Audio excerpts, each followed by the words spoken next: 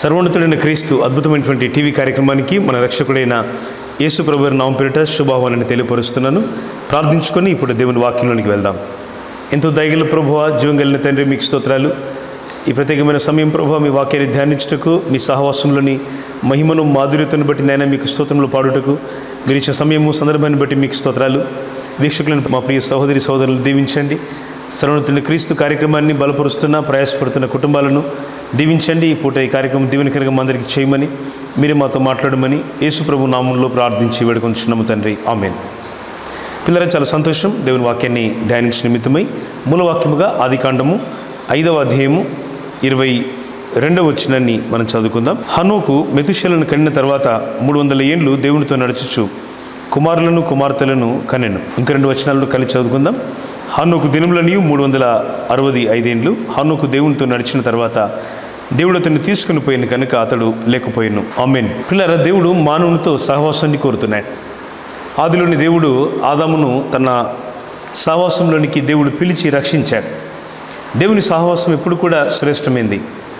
దేవుడు తన సహవాసంలోనికి, తన ఫెలోషిప్లోనికి ఆదామును పిలిచాడు. ఆదామును దేవుడు తయారు చేసుకొని తన తోటలో ఉంచాడు. మనందరికీ బాగా తెలుసు ఎందుకో ఆ గొప్ప కృప నుంచి ఆదాము తొలగిపోయినాడు. లోకము సహవాసం నుంచి తొలగింపు చేయాలని చూస్తూ ఉంటాడు. కొంత సంఘంలో చాలా అద్భుతంగా వాడబడతారు, పరిచర్యలో ఉంటారు. ఎందుకు వారికి అకస్మాత్తుగా మనసు బాధ అయిపోతూ ఉంటుంది. ఏదో చిన్న చిన్న కారణాన్ని బట్టి మందిరానికి మానేస్తూ ఉంటారు. ఒకరోజు మా ప్రార్థన మందిరంలో, మా మెయిన్ చర్చ్లో ఒక ఆయన బర్త్డే అని చెప్పి, లేక వాళ్ళ పిల్లల శుభకార్యం సందర్భాన్ని బట్టి అందరికీ జిలేబీలు, స్వీట్స్ తయారు చేయించి చక్కగా ఒక 10-15 కేజీలు, 20 కేజీల కంటే ఎక్కువనే తలా ఒకటి వచ్చేటట్టుగా ఒక 400-300 మంది సరిపడా పెద్ద బుట్ట నుండి తీసుకొచ్చి అందరికీ పంచుతూ ఉన్నాడు. ఒక ఆయన ఆ పంచేటువంటి బాధ్యత గల సహోదరుడు ఇస్తూ ఆ సంఖ్య అప్పుడు చాలా ఏళ్ళ క్రితం మాట, ఇది 20 ఏళ్ళ క్రితం. అప్పుడు దాదాపు మా సంఘంలో చాలామంది ఉన్నారు, ఉండొచ్చు ఒక 300-400 మంది వర్షిప్లో ఉన్నారు సండే. అందులో ఒక స్వీట్, ఆ జిలేబీ పడిపోయింది. ఇచ్చేటప్పుడు ఆ రన్నింగ్లో పడిపోయింది. దానికి ఆయన ఫీల్ అయిపోయి దేవుని మందిరానికి మానేసినాడు.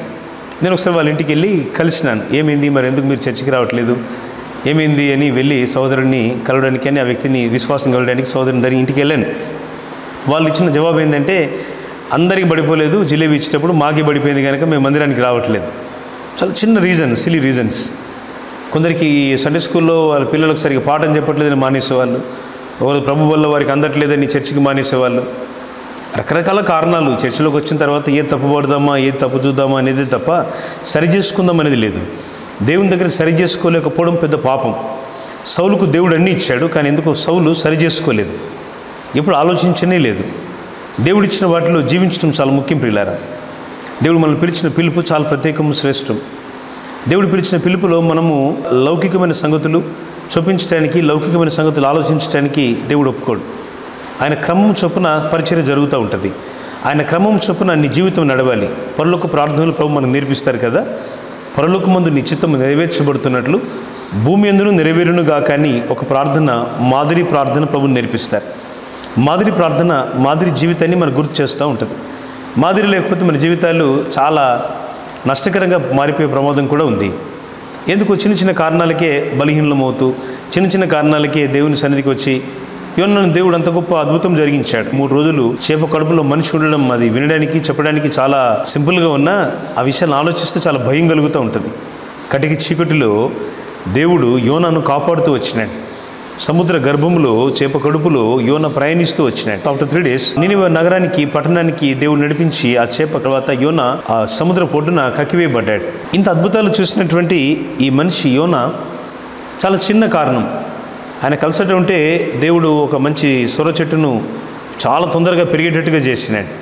దానికి ఒక పురుగును దేవుడు ఏర్పరిస్తే అది సొర చెట్టును కొరకగానే, లేక దాన్ని నశింప చేయగానే, అంత ఎండిపోగానే నేను బతకడం దీనికంటే ఇంకా వేస్ట్, చనిపోవడం మంచిది అనుకుంటున్నాడు. చాలా చిన్న చిన్న కారణాలకి బలహీనలయ్యే వారు కొంతమంది ఉన్నారు. పరిశుద్ధ గ్రంథం వారి సంగతులు మనకు చూపుతూ ఉంది. బలహీనలవ్వద్దు, బలహీనత తెచ్చుకోవద్దు, దేవుని సంగతుల మీద అనవసరంగా వ్యాఖ్యానాలు చేయొద్దు. మనము ఉన్నటువంటి పిలుపు చాలా జాగ్రత్తగా మనం కాపాడుకోవాలి. ఈరోజు మీతో మాట్లాడుతున్న అంశము హనోకు దేవునితో నడుచుట. హనోకు దేవునితో నడిచే అనుభవాన్ని కలిగి ఉన్నాడు. ఆయనకు కూడా కుటుంబం ఉంది, ఆయనకు కూడా బరువు బాధ్యతలు ఉన్నాయి. ఆయన కూడా అబ్రహాం యొక్క సంతతి కంటే ఎంతో పూర్వం, అంటే ఆదాము క్రమంలో అప్పట్లో మనుషులు 100 కొద్ది ఏళ్ళు బతికేవాళ్ళట. బైబిల్ చెబుతోంది హానోకు మెతూషెలను కలిగిన తర్వాత అని చదివాం మనం. అంటే మెతూషెల అనే ఆయన 969 ఏళ్ళు బతికాడు. 969 లాంగ్ ఇయర్స్. బైబిల్ అత్యధిక కాలం జీవించిన వ్యక్తి హనోకు కుమారుడే. ఈ హనోకు మెతూషెలను కలిగిన తర్వాత అని చదువుతున్నాం.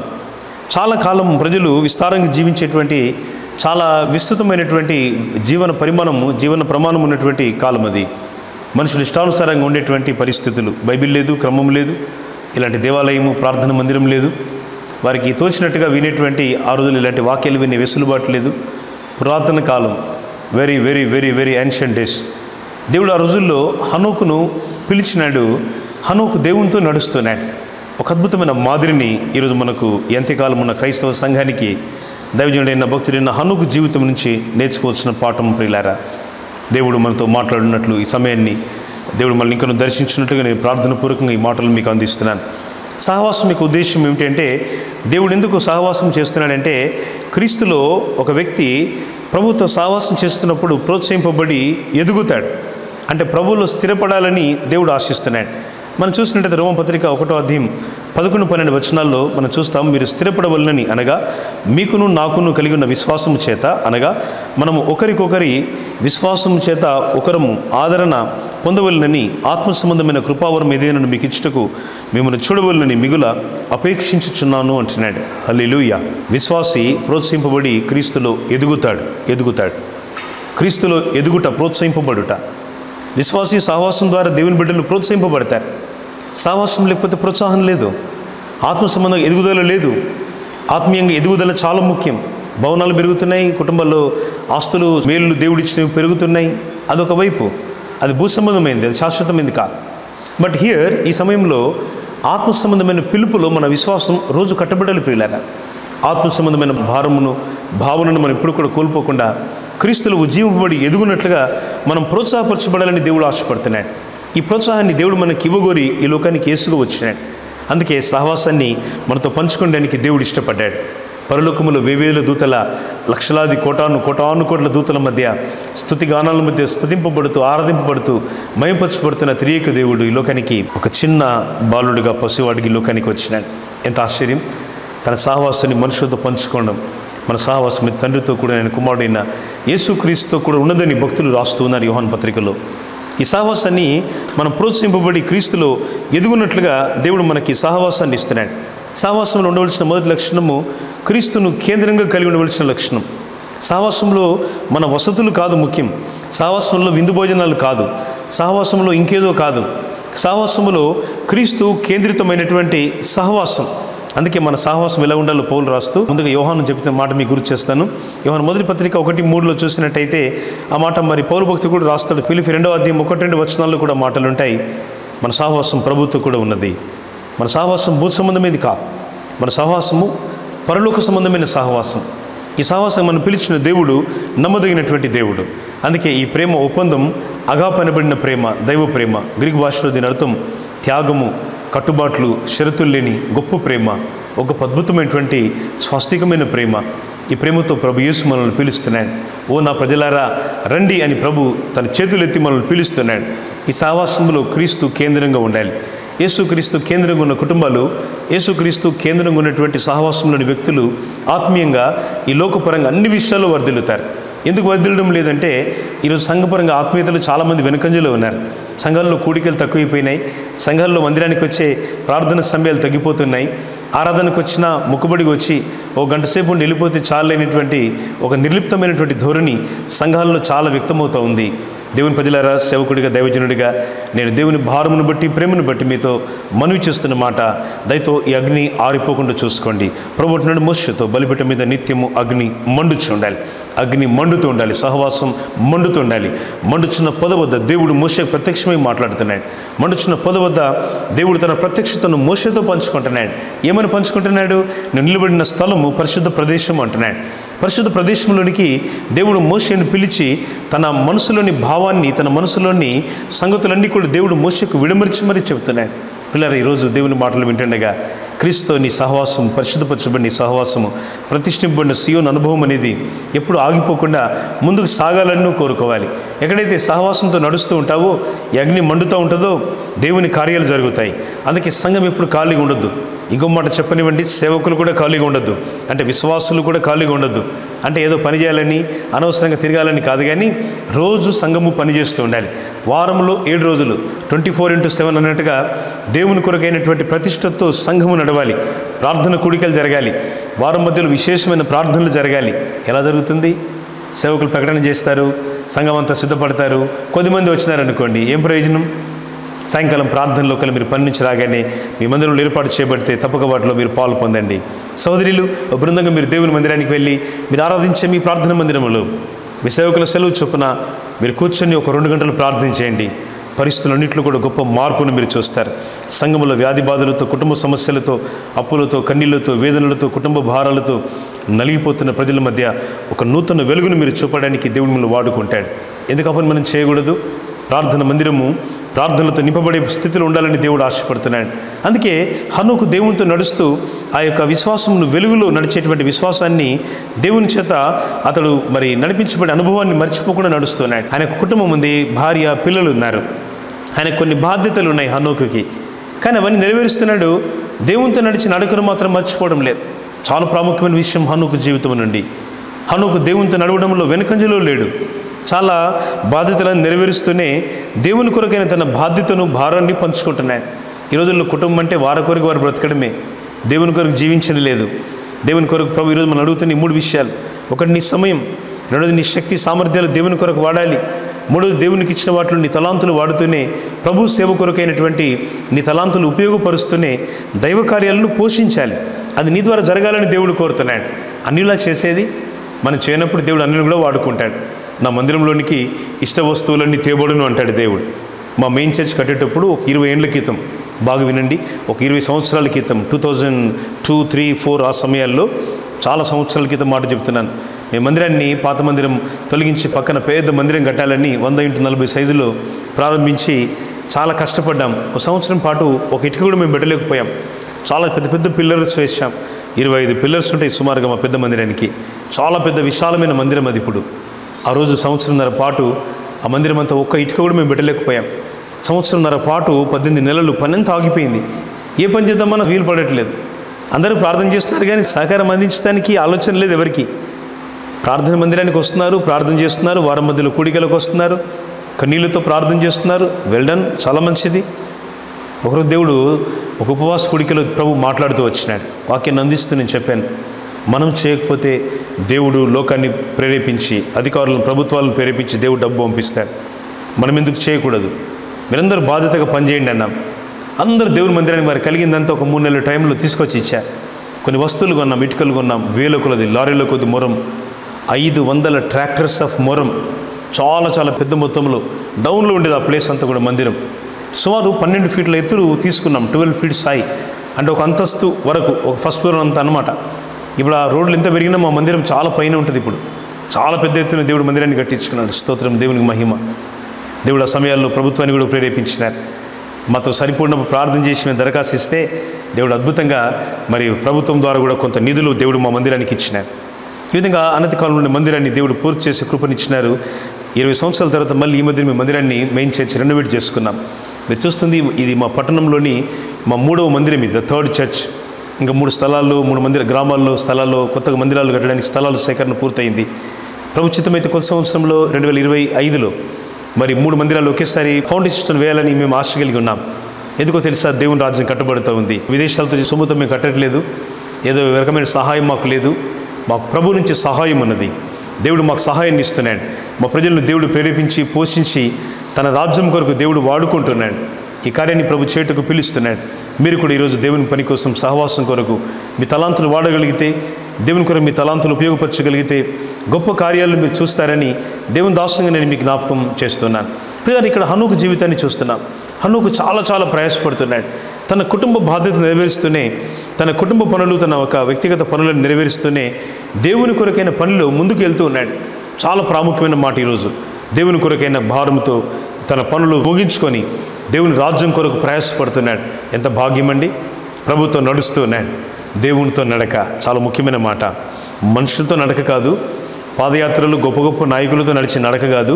వారి 5 సంవత్సరాలకు ప్రభుత్వాలే కానీ శాశ్వతం ఉండే, నిరంతరం ఉండే దేవుని యొక్క నిరంతరమైన అద్భుతమైనటువంటి చిరాగృహాన్ని, ఆ పరలోకాన్ని గురిగా కలిగి హనోకు నడుస్తున్నాడు. దేవునితో నడుస్తున్నాడు. ప్రభు రోజు వచ్చి హనోకుతో మాట్లాడుతూ ఉన్నాడు. ప్రార్థనలో హనోకు దేవునితో మాట్లాడుతున్నాడు. ప్రభు ఒక భక్తుడు చలోక్తికి ఇట్లా చెప్తాడు. రోజు హనోకు ఇంటికి ప్రభు వస్తున్నాడు కదా. ఒకరోజు ప్రభు అన్నాడట, ఏమని? హనోకు, రోజు మీ ఇంటికి వస్తున్నాను కదా, మా ఇంటికి వచ్చేసే ఈరోజు. వెంటనే హనోకు దేవుని మాట విని పరలోకానికి వెళ్ళిపోయినట్టుగా చలోక్తికి ఈ మాటను చెప్పినాడు. అది ఏదైనా వాస్తవమే కదా. హనోకును దేవుడు తీసుకుని పోయిన కనుక అతడు లేకపోయాను. మాదిరికరమైన జీవితము, బహు బాధ్యత గల జీవితము, యేసు ప్రభువును గురిగా కలిగినటువంటి ఒక అద్భుతమైన జీవితం ప్రియులారా. ఈ సాక్ష్యం కలిగిన జీవితాన్ని, భక్తి కలిగిన జీవితాన్ని దేవుడు ప్రతి మనుషుల నుండి చూడగోరుతున్నాడు. అందుకే ఈ సాక్షి సమూహంలోనికి వచ్చిన మనము, విశ్వాస సంబంధమైన ప్రయాణంలోనికి వచ్చిన మనము, యేసు ప్రభు చేత పిలువబడిన పిలుపులో మన విశ్వాసాన్ని, భక్తిని కట్టుకోవాలని ఆశపడాలి. దేవునితో నడక చాలా ప్రాముఖ్యం. లోకముతో కాదు, లోకాశలతో కాదు, లోక సంబంధమైన వ్యామోహములతో కాదు. యేసు కొరకైన ప్రేమ, యేసు కొరకైన త్యాగము, యేసు కొరకైన భారము చాలా ముఖ్యం ప్రియులారా. వీటి కొరకే కదా యేసు మనల్ని రక్షించింది. మన ప్రాణాన్ని, మన జీవితాన్ని ఆయన బాగు చేసి మన జీవితాలను క్షేమంతో నింపింది. ఒక ఊరికి సువార్త చెప్పడానికి వెళ్ళాను. సాయంకాలం కూడికైన తర్వాత ఆ ఊరిలో ఒక వ్యక్తి 7 సంవత్సరాలుగా ఇంట్లో నుంచి బయటకు రాలేదు. దురాత్మలతో పీడింపబడుతున్నాడు. దేవుని వెలుగు ఆ వ్యక్తిని తాకాలని ప్రార్థన సహాయాన్ని కోరారు. వారు ప్రభుని నమ్ముకోలేదు. పక్క ఇంటికి వెళ్ళి ప్రార్థన జరుగుతున్న ఇంటి పక్కన వీళ్ళ ఇల్లు ఉంది. అక్కడ మా విశ్వాసులు, దేవుని బిడ్డలు వాళ్ళ ఇంటికి తీసుకెళ్ళి ప్రార్థన చేయమని కోరారు. ప్రార్థన చేసినాను. ఆ వ్యక్తి అప్పటిదాకా బయటికి రాని మనిషి 7 సంవత్సరాలుగా బయట వెలుగు కూడా చూడకుండా అట్లాగే ఇంట్లో ఉన్నాడు. ఆ మనిషి చేతబడి శక్తులతో పీడింపబడుతున్నాడు దురాత్మ ప్రభావంతో. ప్రభు ఆ మనుషుని బాగు చేసినాడు. బాగుపడ్డాడు. ప్రార్థన చేసినాను, సువార్తను చెప్పినాను, బాప్తిస్మం ఇచ్చినాను. ఆయన కుటుంబంతో రక్షింపబడింది. పిల్లలు, ఈరోజు ప్రభుతో సహవాసం చేయడం మొదలుపెట్టండి. ఆయనతో నడక ప్రారంభించండి. విశ్వాస సంబంధమైన నడక, ప్రార్థన పూర్వకమైన నడక, ఆత్మీయంగా మనం ప్రభుత్వం నడిచే కొలది లోకంలో మంచి నడక, మంచి ఆరోగ్యాన్ని ఇస్తుందని నమ్ముతాం. మంచిదే. మంచి వాకింగ్ ఉండడం మంచిది. శారీరక శ్రమ ఉండడం శరీరానికి మంచిది. ఆత్మ సంబంధమైన విషయం మాట, దేవుని కొరకైన భారము, దేవుని కొరకైన ప్రేమ ఎలా ఉండాలని మనం కోరుకుంటున్నాం. అందుకే ప్రభు ఈ పూట జ్ఞాపకం చేస్తున్న మాట, హనోకు దేవునితో నడుస్తున్నాడు. దేవునితో నడిచేటువంటి ఆ 365 ఏండ్లు, 365 long years he was walking with Jesus. ప్రభుతో తండ్రి అయిన దేవునితో నడుస్తున్నాడు. ఆ నడుకలు ఎక్కడ కూడా హనోకు తప్పిపోలేదు. హనోకు తప్పినట్టుగా లేదు, బలహీనుడైనట్టుగా లేదు, దేవుని నుంచి దూరమైనట్టుగా లేదు. భక్తి కలిగి, యథార్థత కలిగి నడుస్తున్నాడు. ఎంత సంతోషం ప్రియులారా. దేవునికి నడిచే నడక మనం పునఃసమీక్షించుకోవడం చాలా మంచిదని నేను జ్ఞాపకం చేస్తున్నాను. దేవుని సంఘంలో ఈ నడక ఎలా ఉండాలంటే, ప్రభు సన్నిధిలోకి వచ్చిన మనము మనకున్నటువంటి ప్రేమను సంఘముతో, విశ్వాసంతో పంచుకోవాలి. దేవుని సంఘముతో ప్రేమను పంచుకోవాలి. మనం ఏదో మందిరానికి వచ్చి వెళ్ళిపోవడం కాదు. ఆది సంఘాన్ని చూడండి, అన్నింటినీ పంచుకోవడం. అపోస్తల కార్యములు 2:44-45 వచనాలు మీరు చూస్తే అక్కడ ఒక మాట ఉంటుంది. విశ్వసించిన వారు అందరూ కూడా ఏకముగా కూడి తమ కలిని అంత సమిష్టిగా ఉంచుకొనిది. ఇది కాక వారు తమ చర స్థిరాస్తులు నమ్మి అందరికీ వారి వారి అక్కర్ల కొలది పంచిపెట్టిరి అంటున్నాడు. వారందరికీ ఏక మనసు వచ్చేసింది. అన్ని కలిసి పంచుకున్నారు. వారి ఆస్తులు కూడా పంచుకునేంత మనసు వచ్చింది. ఎంత భాగ్యం ఉండేది. వారు ప్రభుని వచ్చిన తర్వాత ఇక వారికి ఏది గొప్పగా అనిపించలేదు. యేసు ప్రభు వారిని జక్కయ్య పిలిచిన తర్వాత, జక్కయ్య ప్రభువును దూరం నుంచి చూస్తే చాలు అనుకున్నాడు కదా. యేసయ్య దగ్గరికి వచ్చినాడు. ఇప్పుడు జక్కయ్య ఇంటిలో యేసయ్య ఉన్నాడు. కన్నులారా చూస్తున్నాడు జక్కయ్య యేసయ్యని. అప్పుడు అనిపించింది, యేసయ్యని చూసిన తర్వాత ఈ సంపదలు, ఆస్తులు, స్థిర చిరాస్తులు, ఆ భోజనం పెట్టెలు, పెద్ద పెద్ద ఇనప పెట్టెలు, బంగారం, రోమరాజ్యం యొక్క ఖజానాదారుడిగా సుంకపు గుర్తాడు ఉన్నటువంటి మనిషి జీవితంలో విలువైంది, శ్రేష్టమైంది ఏది లేదు. యేసు ప్రభు సన్నిధి తప్పని డిసైడ్ అయిపోయినాడు. అందుకే అంటాడు, నా ఆస్తులు సగం బీదలకి ఇస్తున్నాను, నేను ఏమైనా అన్యాయంగా తీసుకుంటే దానికి 4 అంతలు ఇస్తానని ప్రమాణపూర్వకంగా జక్కయ్య దేవునితో మాట్లాడుతున్నాడు. ఎంత ఆశ్చర్యం ప్రియులారా, ఎంత సంతోషం ఈ మాటలు. దేవుని సన్నిధికి వచ్చిన మనం ఎలాగున్నాం? దేవుని సన్నిధికి వచ్చిన మనం వీటిని ప్రేమిస్తున్నాం. పూర్వ సంఘము, ఆది సంఘం, అనాది సంఘము, దేవుని కొరకు ఒక గొప్ప ప్రతిష్ట కలిగి ఆది సంఘం ఏ విధంగా నిలబడిందో మనం చూడాలి. మొదటి మాట, వారి కొన్ని అన్నీ కూడా పంచుకున్నారు. అంటే పంచిపెట్టమని కాదు, మనకు ఆ మనస్సు ఉండాలి. సంతోషాన్ని పంచుకోవడం, దేవునికి మేలు చేసినప్పుడు సంతోషాన్ని పంచుకోవాలి. దేవుని బర్త్డే దినం, మా సంఘంలో కొంతమంది వారి వివాహ దినాల్లో ఇలాంటి కార్యక్రమాలను స్పాన్సర్ చేశారు. అప్పుడప్పుడు కొన్నిసార్లు వారికి ప్రార్థన చేసినాం. మా సంఘం ఎంత ప్రయాసపడి జూడాచర్య సంపూర్ణ సువార్త నిజామాబాద్ జిల్లా మా సంఘాలు ప్రయాసపడి పరిశుద్ధులు ఎంతో ప్రయాసంతో ఈ కార్యక్రమాలు అందిస్తున్నారు. వారి ప్రయాసం ఒక్కొక్క కుటుంబం దేవుని కొరకు ప్రయాసపడి కార్యక్రమాలు అందించడానికి దేవుని రాజ్య విస్తరణ పట్ల ఆశ కలిగి ఆసక్తి కలిగి ప్రార్థన చేస్తూ వారు ఈ పనిలో వారు చేయుతనిస్తున్నారు. వారి ప్రేమ, వారి కృషి బట్టి దేవుడు మా సంఘాన్ని దీవించును గాక. మీకు ఆశీర్వాదకర కార్యక్రమాలు మీరు కూడా స్పాన్సర్ చేయవచ్చు. అనేక వేల మందికి, లక్షల మందికి వాక్యాన్ని పంపే ఈ గొప్ప పనిలో మీరు కూడా భాగస్థులు అవ్వాలని దేవుని దాసునిగా నేను జ్ఞాపకం చేస్తున్నాను. త్వరగా ముందుకు వెళ్తున్నాం. అంటే మనము సహవాసం ఉండడం అంటే వారు ఆది సంఘము దేవుని కొరకు వారి ప్రాణములను పెట్టడానికి కూడా వారు ఇష్టపడ్డారు. ఆ మాట పౌలు భక్తుడు రోమా 16:3-4 వచనాలు అంటాడు, క్రీస్తు యేసునందు నా జత పని వారైన ప్రిస్కిల్లకును ఆకులకును నా వందనములు చెప్పుడి. వారు నా ప్రాణము కొరకు తమ ప్రాణములు ఇష్టకైనా తెగించిరి. నేను మాత్రము కాదు, అన్యజనులు నీ సంఘములో వారందరూ వీరికి కృతజ్ఞులై ఉన్నారని పౌలు 16:3-4 వచనాలు రోమపత్రికలు రాస్తున్నాడు. వారు దేవుని కొరకు ఏ రకమైనటువంటి ప్రేమ కలిగి వారు ఉన్నారో అకుల ప్రిస్కిల్లల యొక్క సాక్ష్యాన్ని దైవజనుడు చెప్తున్నాడు. దీవెనకరమైన కుటుంబం అది. బైబిల్ చరిత్రకారులు చెప్తారు, బైబిల్ వ్యాఖ్యానకర్తలు తెలియజేస్తున్నారు. అకుల ప్రిస్కిల్ల వారికి సంతానం లేదట. వారికి భూ సంబంధమైన ఆశీర్వాదాలు పెద్దగా లేవు, కానీ డేరాలు గుట్టే పనిలో డేరాలు గుడుతున్న పౌలుని ప్రోత్సాహపరిచారు. డేరాలు కుట్టే వృత్తి గలవాడు కనుక పౌలు చాలా చదువుకున్నవాడు, విద్యావంతుడు, ఉన్నతమైన స్కాలర్, గమలీయుల పాదాల దగ్గర నేర్చుకున్నవాడు కదా. నేర్చుకున్నటువంటి విద్యను, జ్ఞానాన్ని బట్టి అతిశయపడక తాను ఆ డేరాలు కుట్టే పనిలో ఉన్నాడు. డేరాలు ఫంక్షన్లకు వేస్తూ ఉంటాం కదా, డేరాలు, ఫంక్షన్లు, ప్రార్థన కూడికలు. మాకు ఈ ఊరికి ఈ రెంట్కు తేవడం ఇబ్బంది అనిపించి 10 ఏళ్ళ క్రితం ఒక టెంట్ కొన్నాం, మళ్ళీ ఒక టెంట్ కొన్నాం, మళ్ళీ ఒక టెంట్ కొన్నాం. ఒక 600 మంది మందిరం బయట కూర్చోవడానికి ఏర్పాట్లు చేసుకోవడానికి దేవుడు మాకు సహాయం చేసినాడు. అయిపోయిన పాడైనప్పుడు కుట్టే వాళ్ళని చూస్తే, కుట్టేటువంటి పని చేసే వాళ్ళు వస్తే సహోదరులు వాళ్ళని చూస్తుంటే ఆ షాప్ వాళ్ళు పంపుతూ ఉంటే కష్టపడి పని చేస్తూ ఉంటారు. ఇప్పుడు పాడైనప్పుడు, చినిగిపోయినప్పుడు చూడండి, పరిశుద్ధులైన పౌలు డేరాలు కుట్టే పని, ఎంత తగ్గింపు గల జీవితం ప్రభు కొరకు. వృత్తికి వీరు అదే పని కలవారు కనుక వారు సమిష్టిగా పని చేస్తూ ఉన్నారు. జ్ఞానం కలిగిన మనిషి తనతో ఉన్న వారి నిమిత్తము, తన నిమిత్తము, తన ఖర్చుల నిమిత్తం పోషణ కొరకు ప్రయాసపడుతున్నాడు. అప్పుడు వారికి అంత పరిపక్వత లేదు కదా. పౌలు ఒకనాడు చాలా దీవించబడిన ప్రజలు వచ్చి వాళ్ళు, అయ్యా మీరు విశ్రాంతి తీసుకోండి, మీరు కూర్చోండి. అప్పుడు పౌలు దగ్గరికి అన్ని వస్తువులు తెచ్చారు. పౌలు అంటాడు, ఫిలిప్పీ పత్రిక రాస్తూ, మీరు పంపిన సమస్తము నేను ఎపఫ్రోదితు వలన పుచ్చుకొని ఏమీ తక్కువ లేకున్నాను. అవి మనోహరమైన సువాసనయు దేవునికి ప్రీతికరము ఇష్టమునైన యాగమునైనవని పౌలు రాస్తున్నాడు. అప్పుడు పౌలు అంటాడు 4:19 ఫిలిప్పీలో 4:19, కాగా దేవుడు క్రీస్తు యేసునందు మహిమలో మీ ప్రతి అవసరమును తీర్చును. ఒక సమయం వచ్చింది, పౌలు పనిచేసే అవసరం లేదు, ఇంకా ప్రయాసపడుతున్నాడు, డేరాలు కుడుతున్నాడు, ప్రయాసపడుతున్నాడు. ఒక కుటీర వృత్తి, పరిశ్రమ, తనతో ఉన్న వారి నిమిత్తం వారందరూ పనిచేయాలంటే వారికి టికెట్ చెల్లించడానికి, ఆ ఓడలో వెళ్ళడానికి, ప్రయాణం చేయడానికి, వారి భోజనం, గ్రాసానికి భోజనానికి డబ్బులు కావాలి. No missions, no people with them, వారితో ఎవరు సహకరించే వాళ్ళు లేరు. ఈ ప్రయాణం అయిపోతున్నటువంటి అపోస్తలుడైనటువంటి పౌలు జీవిత ప్రయాణాన్ని చూడండి. కన్నిటితో ప్రయాణిస్తున్న ప్రయాణంలో పౌలుతో కలిసినటువంటి అపోల్లో ప్రిస్కిల్లాలు ఎంతగానో సహకరించినారు. ఎఫ్రోదితు వల్ల సమస్తను పుచ్చుకొని ఏమీ నేను తక్కువ లేకున్నానని పౌలు రాస్తూ ఉన్నాడు. చేతులు కష్టపడ్డాయి, పౌలు చేతులు ప్రయాసపడ్డాడు, నలిగిపోయినాడు ప్రభు కొరకి. నలిగిపోయింది సేవ జరగదండి, చాలా నలిగిపోవాలి. సంఘం నలిగిపోవాలి, సేవకులు మేము నలిగిపోతూ ఉంటాం. ఒక్కోరోజు ఒక్కోసారి 200 కిలోమీటర్లు, 200-300 కిలోమీటర్లు మేము ప్రయాణం చేస్తూ ఉంటాం పరిచర్యలో. చాలాసార్లు ఆ పరిస్థితులను దేవుడు మాకు ఇచ్చిన, ఉత్తర తెలంగాణ ప్రాంతంలో సంఘాలు, పరిచర్యలు, ఈ పట్టణంలో దేవుడు మాకు ఇచ్చిన ఈ స్థలం, ప్రార్థన మందిరం, ప్రతి ఆదివారం ఈ నగరంలో దేవుడు, నిజామాబాద్ సిటీలో దేవుడు ఈ గొప్ప మందిరాన్ని దేవుడు మాకు ఇచ్చారు. మీరు చూస్తున్న ఈ మందిరం 4 సంవత్సరాలు సుమారుగా మాకు వసతులు లేకుండా ఉండే. దేవుడు ప్రభు మహాదైవలన ప్రభు మాకు ఈ సంవత్సరం తన వాగ్దానాన్ని బట్టి ఈ స్థలాన్ని దేవుడు, అద్భుతమైనటువంటి భవనాన్ని దేవుడు మాకు ఇచ్చారు సిటీ మధ్యలో. ఇక్కడ అద్భుతమైన ప్రార్థనలు జరుగుతూ ఉన్నాయి. మీ స్క్రీన్ పైన కనిపిస్తున్న నెంబర్లు నోట్ చేసుకోండి. ఎప్పుడైనా ఈ ప్రాంతాలకు మీరు వచ్చినప్పుడు తప్పక మా మందిరాలు దర్శించండి. దేవుడు మీ పట్ల చేసిన మేళ్లకు మీ ప్రేమ, మీ కృతజ్ఞతను దేవునితో చెప్పుకోండి. ప్రభువా మీకే స్తోత్రం, స్తోత్రం, స్తోత్రం, స్తోత్రం. ఒక అద్భుతమైన సాక్ష్యం, ప్రభు కొరకు తమ ప్రాణాలు ఇవ్వగలిగినంత సాక్ష్యము, సమర్పణ కలిగినటువంటి త్యాగాన్ని మరి ఆది సంఘం చూపినట్టుగా మనం చూస్తున్నాం. నేను ముగించబోతూ జ్ఞాపకం చేస్తున్నాను. దేవునితో నడిచిన హానోకు లోక సంబంధమైన వ్యామోహాలతో తన జీవితాన్ని నింపుకోలేదు, లోకాన్ని మనసులో నింపుకోలేదు. ఐగుప్తు నుండి వచ్చిన ఇశ్రాయేలు ఐగుప్తునే కలిగి ఉన్నారు. ఐగుప్తు అంటే పాపం, ఐగుప్తు అంటే లోకం, ఐగుప్తు అంటే లోకంలోని అభ్యసనాలు. వీటి నుంచి మనం బయటికి రాకపోతే దేవుని వెలుగు మందసం యొక్క మహిమ మనలోనికి రాదు.